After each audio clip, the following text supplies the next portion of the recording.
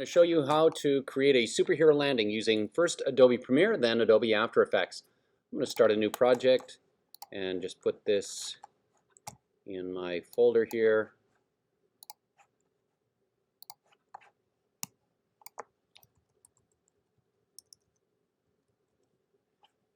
And I will leave all of these settings after I've named it. Click OK. And I'm going to import some footage. I like to stay organized, so I create bins, and I created a bin for my video, and I'm going to double click in here to import. Then I'm going to navigate to my footage. I'll import it.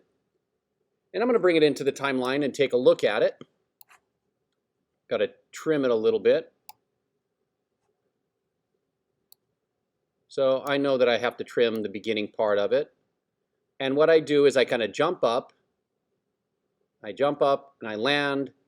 And there's another project I'm going to do after this about a superhero flight. But right now, all I'm going to do is kind of trim off the beginning. That's okay if I've got my actual jumping, because I'm going to edit that in Adobe After Effects. So I trimmed a little bit of the beginning. I'll delete this empty space. Then I'm going to right-click this, and then I scroll down and I look for Replace with After Effects Composition. Click that. It's going to open up Adobe After Effects. Then it's asking me, where do I want to save this? I need to make sure I save this where I saved my other project, just so I know where everything is. And I'll title this as Tutorial Landing and save. That's going to start an After Effects composition.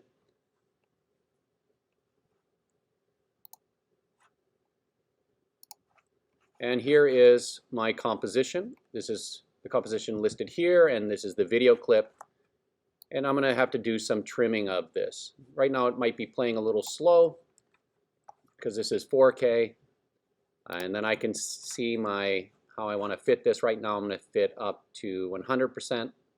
Depending on your screen resolution, it might say fit up to 200. But we would choose fit at that point, because we want to be able to see everything in here. So I'm going to do a little bit of trimming, because what I do is I jump up in this, and then I land there, and then I look up. Since this is a little bit choppy, I'm going to go ahead and do a RAM preview so we can preview this a little faster. Then you see I'm jumping up. I'm going to use that later for a superhero takeoff.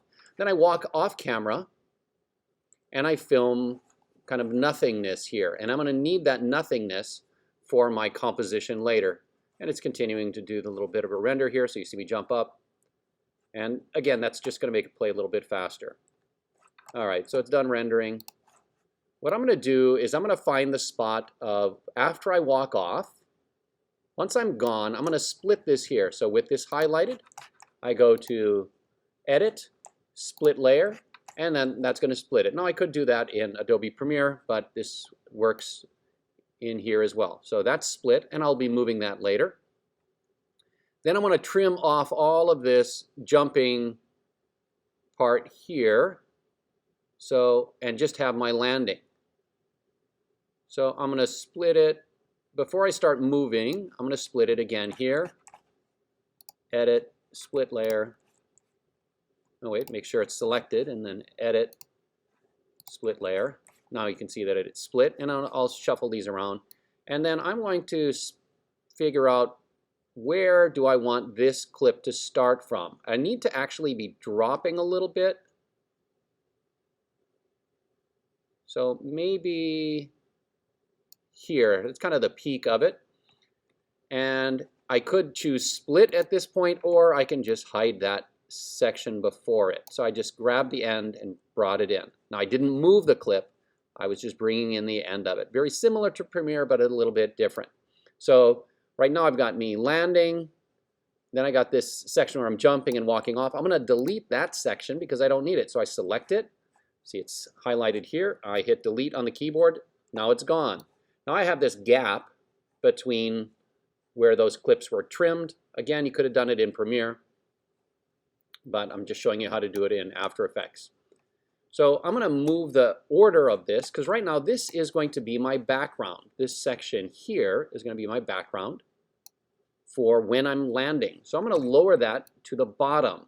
So now that's my base layer, and I'm going to slide it over here so that that's where I begin.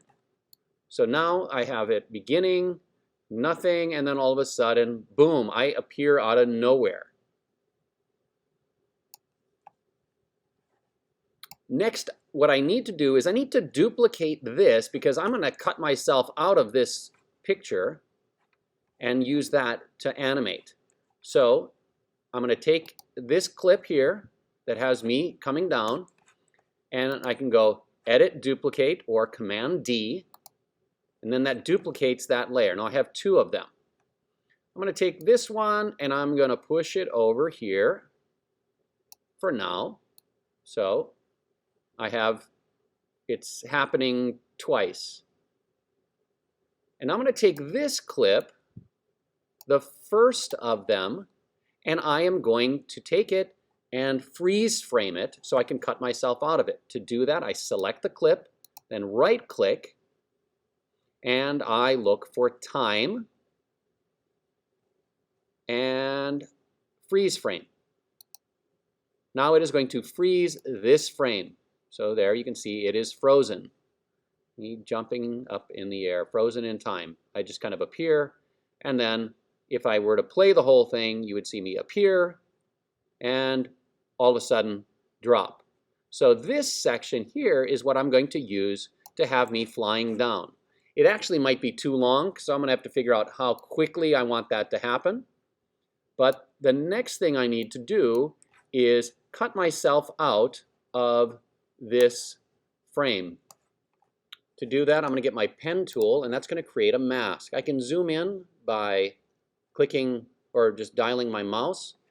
And to create the points, I click using my pen tool. That's G on the keyboard. I click, and that creates a point, and then I drag in another point where I want the next one, and then that's going to create curves, so you can kind of go around the edges a little bit better. Now if you need to move around, you can hit H on the keyboard, and that'll get the hand tool, and hit G, that'll get you back to the pen tool. And then these points you can also continue to move around as you need. So this is going to adjust that curve a little bit, and then you're going to, and I made a mistake here, you see it's starting to add another point. I'm going to delete that one, and I'm going to select this one. So now this one is active, and now I can continue to add it. So I'm going to just trace myself, and then this mask will be used to cut me out of this frame. And again, this is the pen tool, and to get to it you hit G on the keyboard, or it's up here in the toolbox.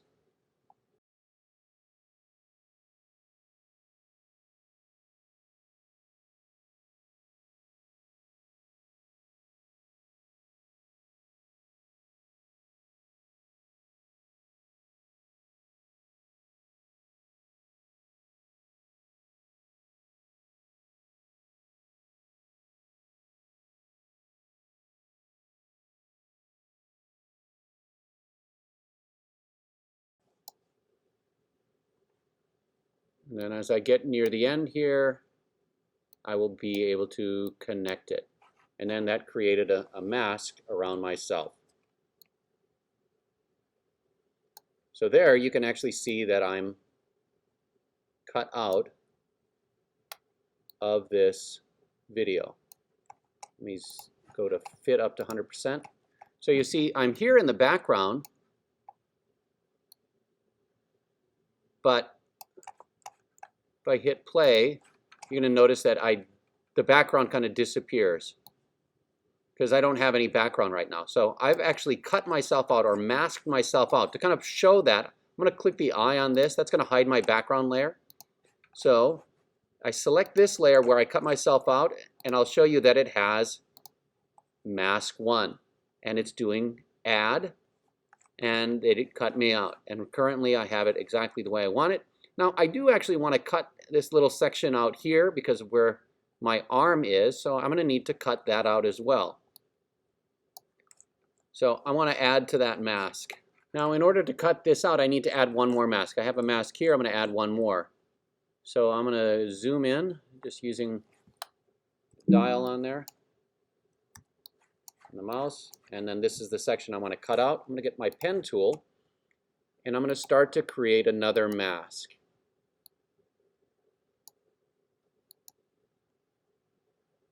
And maybe I'll zoom in a little bit more so I can move those points as I want. Now you notice it hasn't punched a hole through. If it did, I would see black behind. But that's okay. I'm going to move those points where I want them.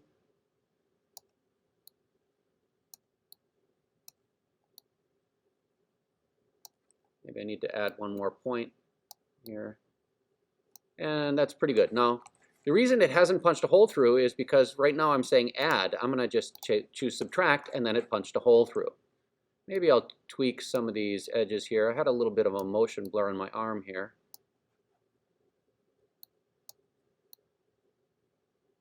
But anyway, so I've got my two masks for this layer. So I'll go back to fit, and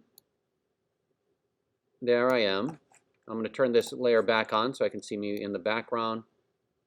And what I need to do is I need to have myself drop out of the sky to this scene. Now I want a little bit of time when there's nothing going on here, so maybe about a second or second and a half. So here I'm at 1 second and 12 frames, so that's a second and a half, and I'm going to have myself drop down. I'll move this over here. So then I'm kind of just appearing. But what I'm going to do is I'm going to take myself and move out of the frame. So I'm going to move myself out of frame, and in order to do that, I'll have to do some animation. But because I don't know always what these clips are, I want to make sure that before I get too much more in here, I start to rename them. So I do know that this is my background. So I'm going to right-click this, and I'm going to choose Rename. And I will name this background. And here is my layer that is masked. I'll rename this, right-click Rename, and I'll name this Dropping. And then I have another one over here. This is the actual landing. So I'm going to rename this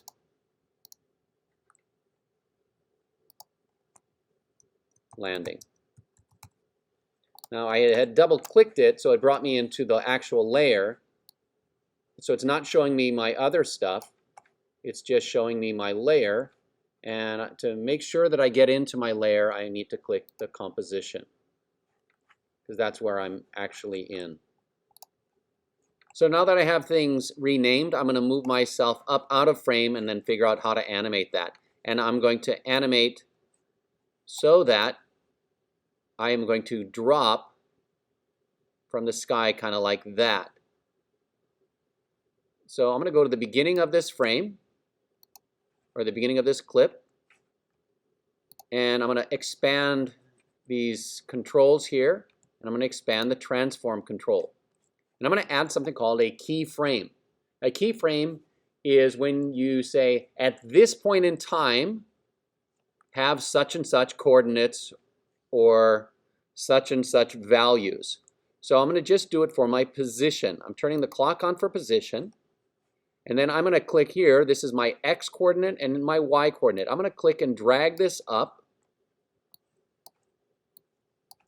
And I'm going to move myself up out of frame. I could also just grab my clip here and move it out of frame, or grab my piece. So I moved it out of frame. So I'm saying at this point in time be here, and then I have to think, how long is this going to take for me to drop? Half a second, probably even faster than that. So this is at 1 second and 12 frames. I'm going to move forward at just a few frames, maybe a few frames spot like that. That's probably too many. We'll see. And I'm going to be dropping out of the sky.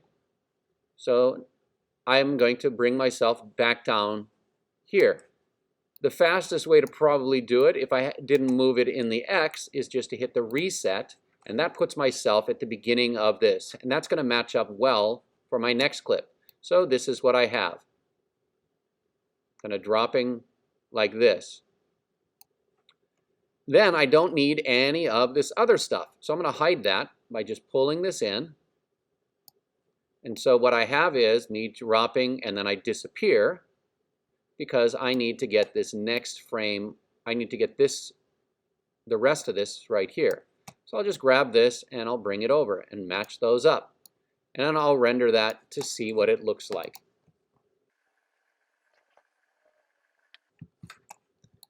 And that's what I have. So I kind of just drop. You actually hear someone saying cut in the back. That's okay. We're going to remove that audio later. So I kind of just drop out of the sky. Looks like there's a little bit of a hiccup there because if you look at my position here and then I start to move. So this is actually the exact same pose here as in the beginning of this frame. So I'm going to zoom in. And I'm going to trim off one frame. And then I'll move this over so that it's a fluid motion. So if I hit play on that now, and again, not really paying attention to the sound because I'm going to be removing that sound later. And because it's not important, I can actually just turn off the sound to those layers because that's not something that we're going to do in After Effects generally anyway.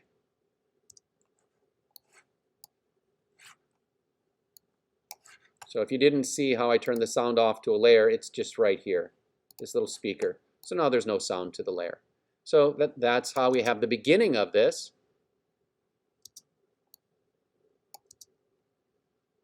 It still looks like a little bit of a hiccup there. Not perfectly smooth, but we're going to apply something called motion blur, and that's actually going to help too. So let me hit play. Let's look at that one more time. Boom, I hit the ground. I look up, and that's the end of that. And that's actually pretty good. So I don't need all of this other stuff here. So what I'm going to do is I'm going to trim down this whole composition. So the only thing I have, so I don't have this long black section here, I'm going to stop it over here. In order to do that, I need to trim my composition. So I'm going to grab this thing over here called the work area bar, and I'm going to bring it in to the end here, and then I'm going to tell it to trim it so my project or this composition will only be this long here. In order to do that, I go to Composition, Trim Comp to Work Area. And now my whole composition is only that length. So it looks okay. Not perfect, but it will work. So the next thing what I'm going to do is I'm going to add motion blur for this right here with me coming down. In order to do that, I'm going to tell this layer to apply motion blur. So that's right here. And I click this on here. And now motion blur is applied to the layer. However, it's not actually happening in the composition yet because I need to tell the composition to actually process and enable that motion blur. So I click it on the layer here, and then I want it to enable motion blur for all layers with motion blur switch set. So I click this, and now you'll notice that I look a little blurry. That's because I actually should be blurry if I'm kind of falling from the sky there. And it's actually going to kind of interpret that distance. So if I feel like I'm blurring too much, I might change the distance a little bit because I actually have myself starting way up here and I don't think I need to. So I'm going to get myself a little closer to the edge. So at the beginning of here, at this keyframe, I'm going to move myself closer to the edge. That's going to give me a little less motion blur. And then that looks a little bit smooth. So I'm going to go ahead and fit up to 100 and hit play and take a look at that. And I think that kind of works. So that's actually pretty good. I do kind of all of a sudden go from motion blur to clear, but I think it kind of works. The other option is I could actually pick up myself a little bit later, but I think we'll use that. The other thing that some people like to do is actually distort this layer a little bit so you see some motion, but I think for the simplicity we're not going to do that. Now I'm not going to crack the ground in this particular project, but I'm going to create a little bit of like a puff of dust around where I land. So I'll show you how to do that next. I'm going to collapse these here so we can kind of see my layers. I want that puff of dust to kind of show up over here when I hit the ground. And I'm just going to have like a ring, an ellipse of dust kind of expanding. And to do that, I'm going to come over here and go to my effects and presets. I'll be getting something over here. But before I do that, I'm going to create a new layer in my composition. I'm going to click Layer, New, and I will say Solid. Doesn't matter what color it is. It says dark gray solid. I'll call this dust. And we will leave these settings. I click OK. Now the layer order is a little bit wrong here because where it put it. I want that layer. Now you notice it's showing up in here. That's okay. When do I want that layer to take place? I want it to be kind of when I hit the ground. But I also do want it, actually, it's going to sound strange, I want it on top of this layer here. But I'll move the order a little bit later. So what I'm going to look for here is ellipse. And I just start to type in here in effects and presets, and then I can find that I have an ellipse here. I'm going to drag that effect to my dust layer. And now you'll notice that my dust layer isn't gray anymore. That solid isn't just gray. There's actually a little bit of an ellipse here.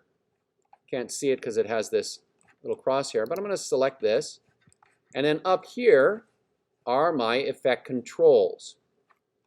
So you can see this. I'm going to go ahead and increase the width of this ellipse. And the reason you can't see it is because it's behind here. There we go. Now you can see it. So now you can see why I want this on my top layer. I'm going to move this to my top layer so it's going to show up no matter what. Now it's definitely not the color I want, but I'm increasing the width of this. And then I'm going to click this, and that's going to allow me to place it where I want. And I'm going to place it maybe about here. And then I can change the height a little bit. I'm trying to get a little bit of perspective. And then I can change the thickness, maybe to make it a little thicker. Colors are definitely wrong. To get my colors, I'm going to use my eyedropper tool. For my light color, I might click kind of a light section on this here. And then for my dark color, actually I'm going to do that opposite. I'm going to change my inside to a dark color and my outside to a light color. So I'm clicking out here, sample that, and my inside color, I'm going to sample maybe this here. So got a little bit of that ring. I'll increase the softness, make it good and soft, maybe a little bit thicker. Doesn't matter. Later on, I'm going to change that and make it a little blurrier. And I'll also blend it a little bit better, my background.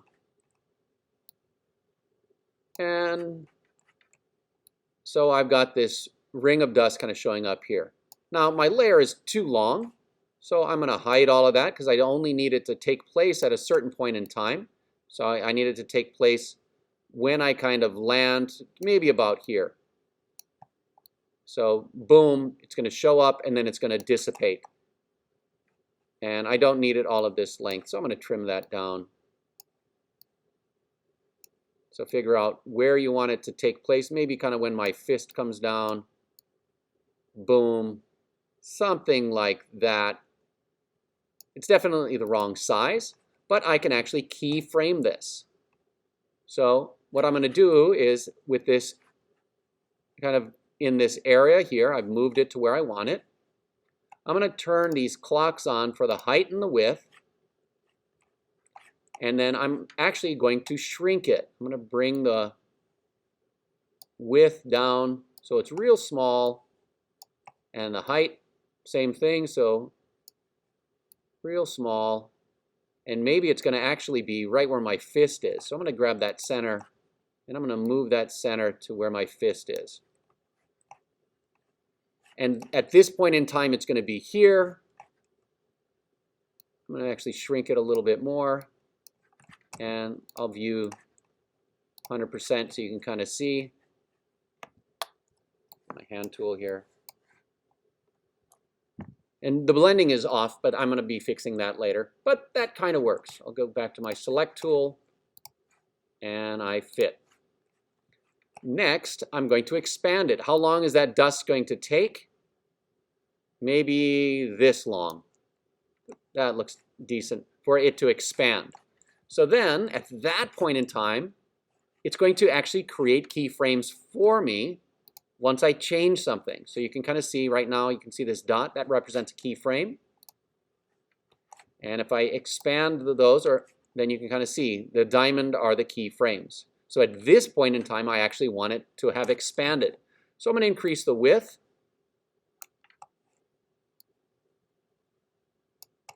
And the height a little bit.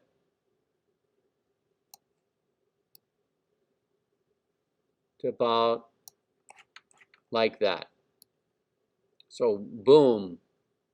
And then I'm actually going to have it continue. So after this, I want it to go out even more, but have it go more slowly. So I'm going to increase the width and the height just a little bit, maybe the width a little bit more. So then I've got something like boom.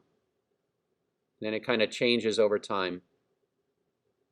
And then I look up. All right. Almost done with that dust layer. So I'm going to collapse these, and I'm going to change what's known as the blending options. So I'm going to select this layer, and then I'm going to go to layer, and I can choose next blending mode or blending mode, and then I can choose. There's lots of different choices here. What I like to do is just do this. This is shift equals. That's going to take me to the next blending mode. So if I click shift and equals, I'm going to do that until I see a decent kind of blending between this dust and the background. And don't worry, I'm even going to blur it later. So with it selected, I click shift equals, and then I kind of just cycle through, and I'm cycling until I see something that kind of works for what I want.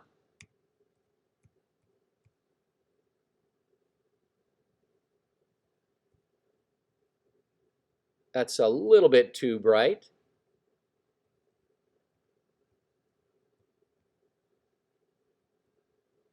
So if you go minus, that takes you back, equals takes you forward in the blending modes.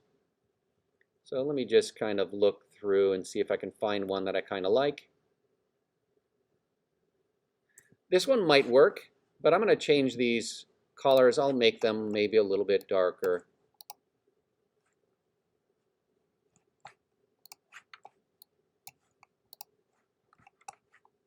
And kind of works. Next, I'm going to have this dissipate or be a little blurry. In order to do that, what I could also do if I wanted, I could cut myself out so it's behind me.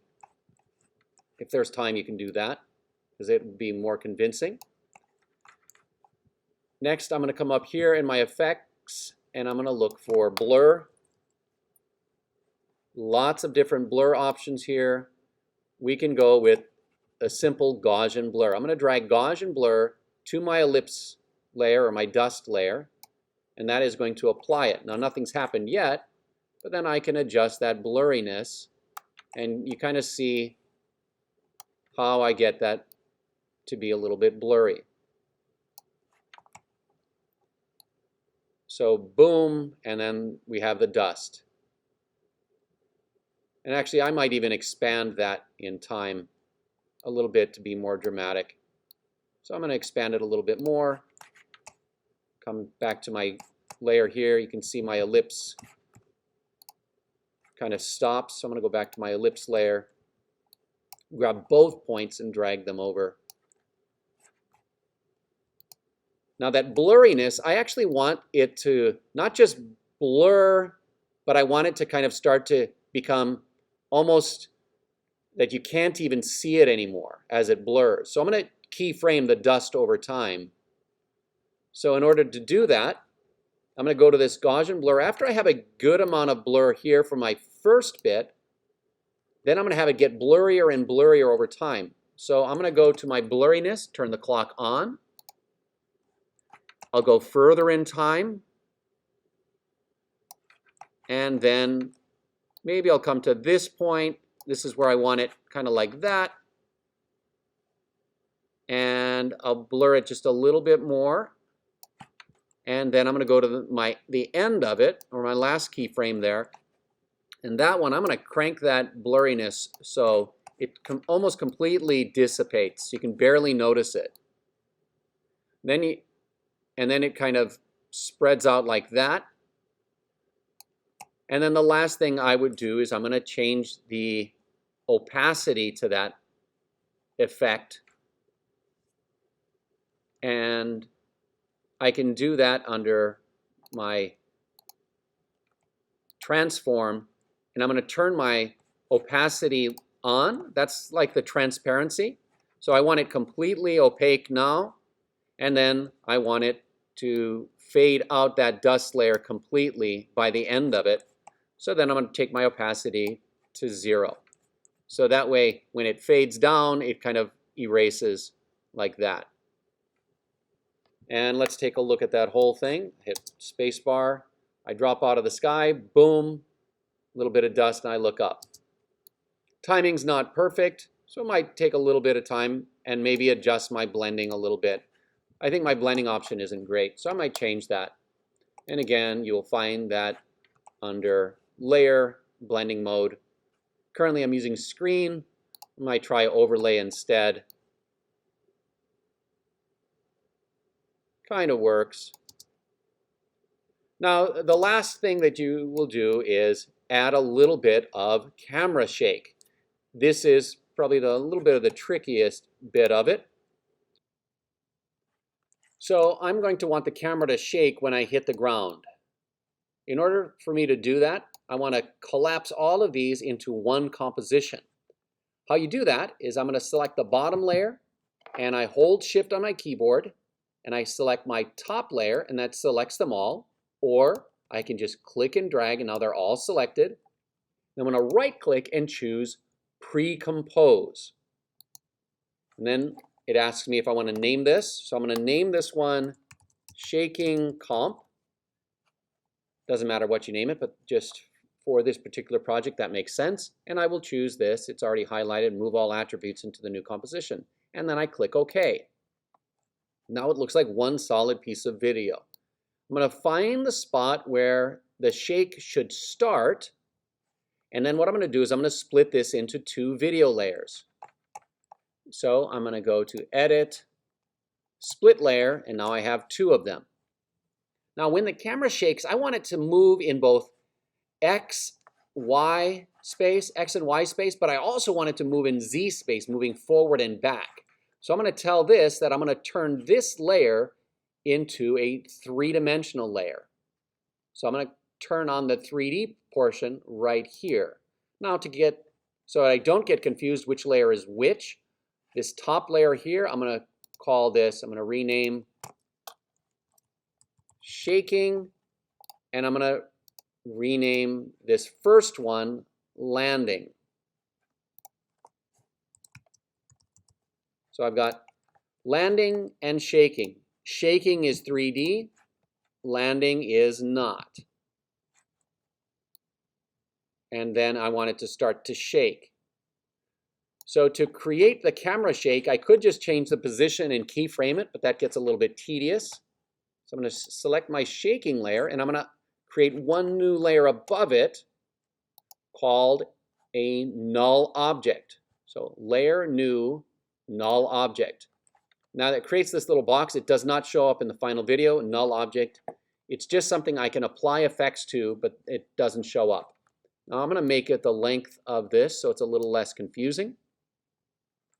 And then I'm going to add a slider to this null object. And that's going to give me control that I can just change a slider over time, and then I don't have to get into the keyframes as much. So I'm going to type in my effects and presets, slider, and then this slider control I drag to my null object. And now it shows up here. But again, nothing's changed in here. Now I'm going to go and select my shaking layer, and I'm going to open up this arrow here and the transform, and I want its position to change, but I'm going to use what's called an expression. So to bring up the expression controls, I'm going to hold Option on the keyboard, and I'm going to choose the position clock, and then that brings up this little expression control. The expression we're going to use is called wiggle. So I type wiggle, space, parentheses, and I'm going to say how much do I want this to wiggle? What intensity? I'm going to type in 10, comma, space. So that first part is the intensity. The second part is how much.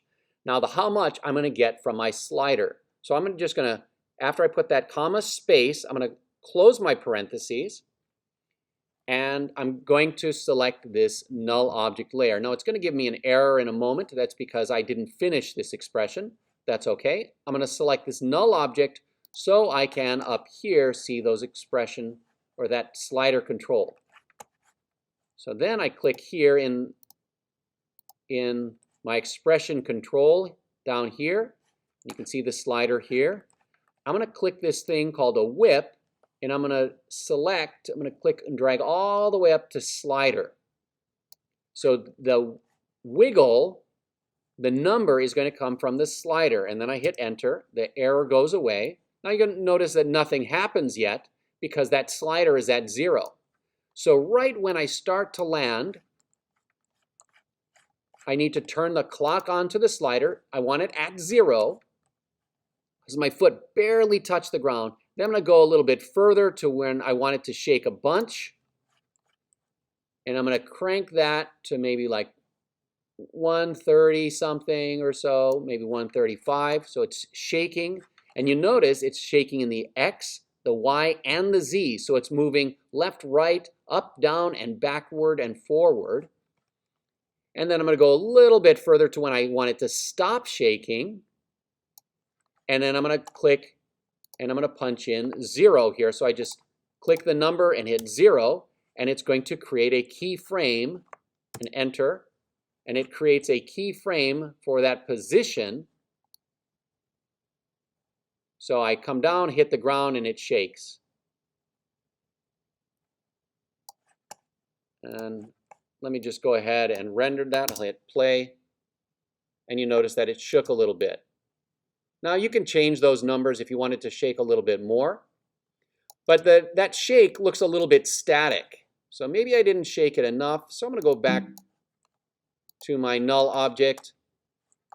And you see I've got my keyframes here. That slider control. Once they're diamonds, when I see the diamond, then I can actually change this, maybe change that timing a little bit. I like that timing a little bit better. Maybe I'll have it shake a little bit longer. And so it's going from 0 to 135 down to 0. And then the dust is going. And I know that right now it goes kind of out of frame, or it's kind of moving around. That's okay. We're going to fix that in a moment. But one thing I want to add before I do that is I want the camera to actually blur while it's shaking. So I'm going to activate that blur to this shaking layer. So now you'll notice that it's actually blurring while it shakes, because it's as if the camera with its shutter speed, at a kind of a slower shutter speed, it's blurring while it's shaking. And maybe that'll do.